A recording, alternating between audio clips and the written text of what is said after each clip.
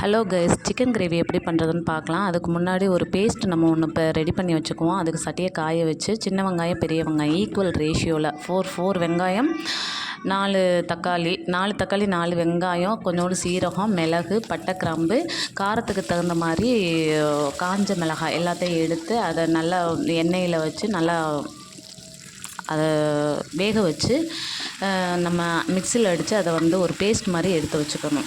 அதை நல்லா வதக்கும் போது அதிலேயே கொஞ்சம் உப்பு போடுங்க. உப்பு போட்டால் கொஞ்சம் நல்லா வதங்கும்.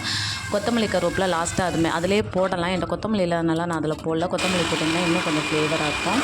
அதை அடித்து வச்சுட்டு அதுக்கப்புறம் சட்டியை காய வச்சு ஸ்பைசஸ் எல்லாத்தையும் போட்டு ஒரு சின்ன வெங்காயம் சும்மா ஃபார்மாலிட்டிஸ்க்காக போட்டு அதுக்கப்புறம் அடித்து வச்சுருக்கிற பேஸ்ட்டை அதில் போட்டு நல்லா கிண்டி விட்டு சூடு தட்டினோடனே சிக்கனை அலசி வச்சுருக்கிற சிக்கனை அதில் போட்டு நல்லா கொதிக்க விடுங்க. கொதிக்க விட்டு நல்லா வேகிற வரைக்கும் நல்லா கொதிக்க விட்டிங்கன்னா அந்த மசாலாஸ்லாம் சிக்கனுக்குள்ளே நல்லா இறங்கிடும். அதுக்கப்புறம் தேங்காய், கேஷ்யூ நட், கசகசா 3ஐயும் சேர்த்து ஒரு பேஸ்ட்டை அரைச்சி அதையும் ஊற்றி நல்லா ஒரு 2 or 3 மினிட்ஸ் கொதிக்க விட்டிங்கன்னா திக்கான கிரேவி ஆயிரும். ரைஸ்க்கு, சப்பாத்திக்கு, இட்லி, தோசை எதுக்குனாலும் யூஸ் பண்ணிக்கலாம்.